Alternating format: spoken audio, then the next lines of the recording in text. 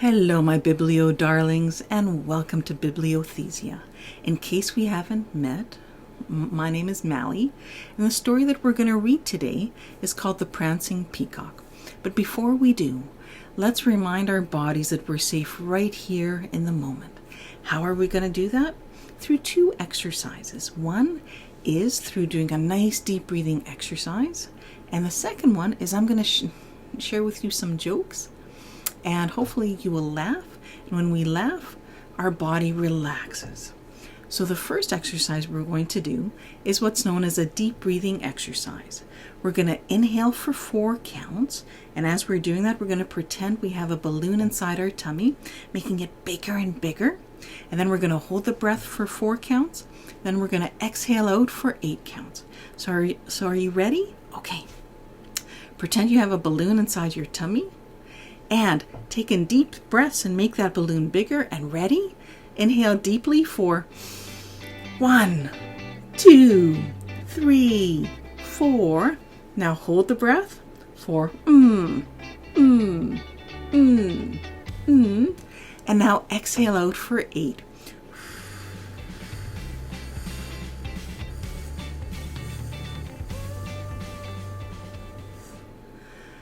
How's your body feeling? Is it feeling more relaxed?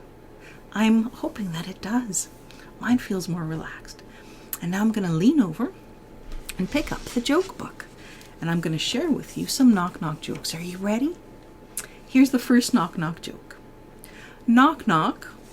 Who's there? Broccoli. Broccoli who? Broccoli doesn't have a last name, silly. Oh, that's good. Okay, now let's go over the second joke. Knock, knock. Who's there? Osborne. Osborne who? Osborne today. It's my birthday. Okay. Oh, some of these jokes are just so interesting.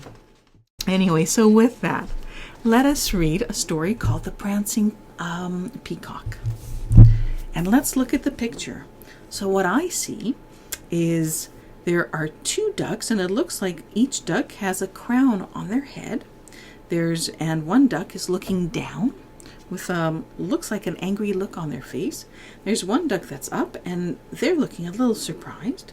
They're up on a ledge, and there's like a turquoise bird flying towards that bird with a crown on their head.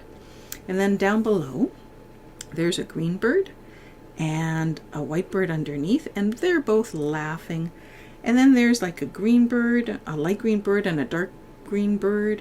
And then over by the tree, so that turquoise bird came out of that tree.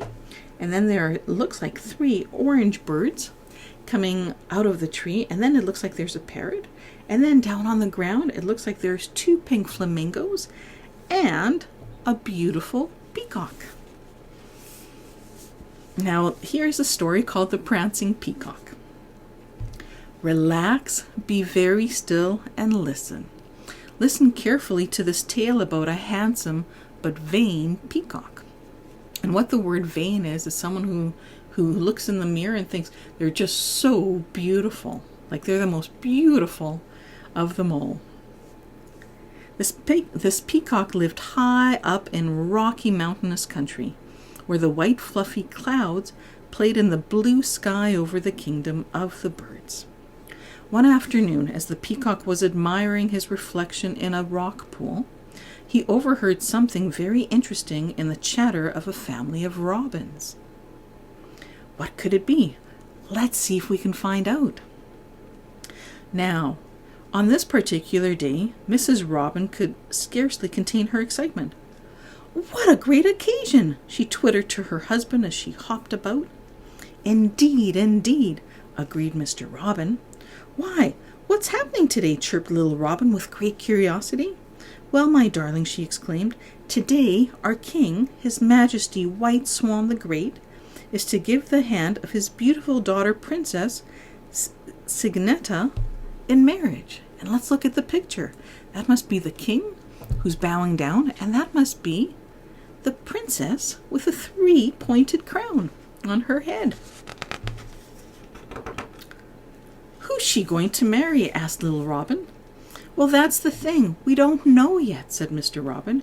"You see," continued Mrs. Robin, "many years ago, the king granted Princess Signetta a special birthday wish, and she asked to be able to pick her own husband when she was ready to marry.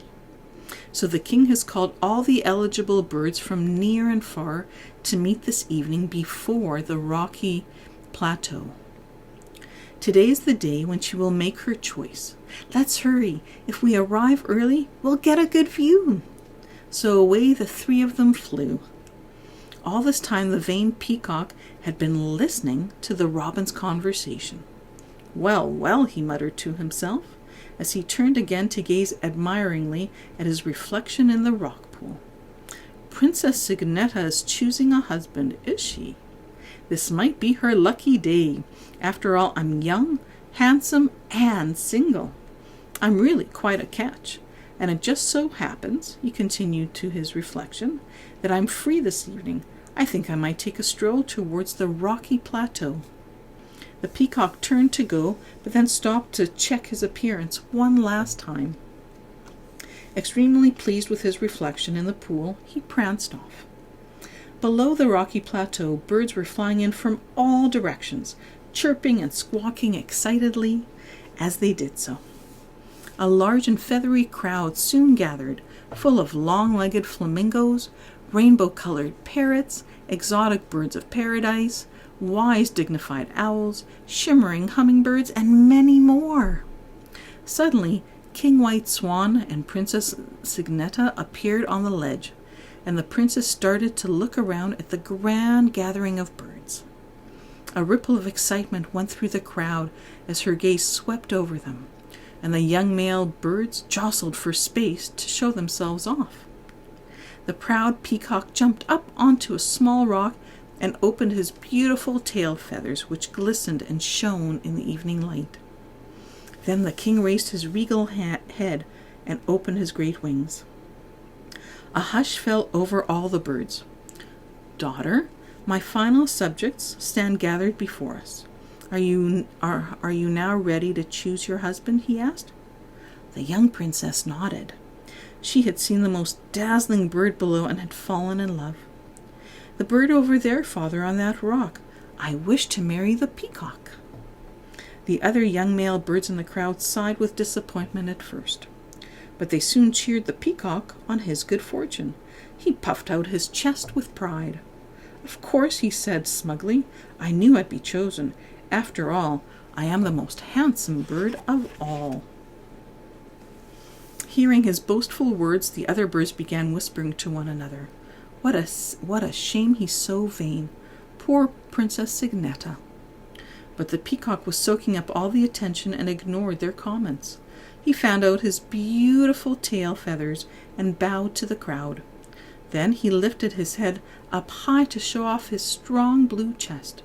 The more everyone admired him, the more he leaned back until, oh dear, he leaned back so far that he lost his balance and fell clumsily backwards. The peacock landed on his back with a big thump, and equally loud, "Ouch!" How embarrassing! For a moment there was a stunned silence, but once the bird saw that he hadn't hurt himself, everyone burst out laughing. What a sorry sight! The peacock's legs were stuck up in the air, and his gorgeous tail feathers were all covered in mud. His head spun for a minute, but he quickly pulled himself together, puffing up his chest and fanning out his muddy tail. But when he heard the birds laughing, he shouted, "How dare you laugh at me, you commoners?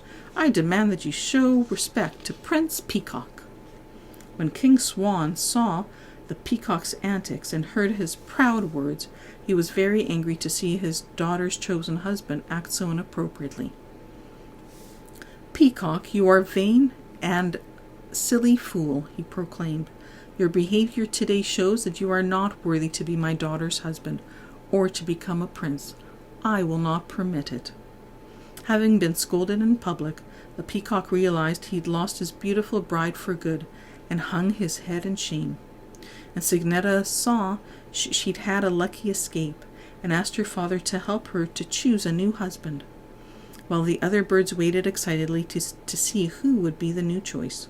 the disgraced peacock, slunk away muttering that he'd never be so vain and silly again. So what is the lesson and moral of the story? Sometimes it is tempting to show off to others and brag about our special qualities, abilities, and achievements. A wise person is confident yet modest about their best traits and talents. What did you think of the story? Comment below. I found the words in the story to be really wise. So next time you see someone who is boasting a lot or saying, I'm this and I'm that, sometimes people do it because they're genuine in what their abilities are, but then sometimes other people do it to make themselves feel better and make other people feel worse. So that was a really interesting story. And now to wrap up today, let's do another deep breathing exercise. And are you ready? Let's take in a deep breath for 1, 2, 3, 4. And now let's hold the breath for And now let's blow out air for 8.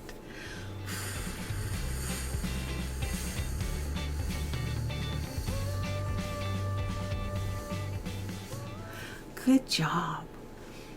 And remember, another way that we can help our body know that it's okay to relax is by jokes. I'm just leaning over and bringing over my joke book.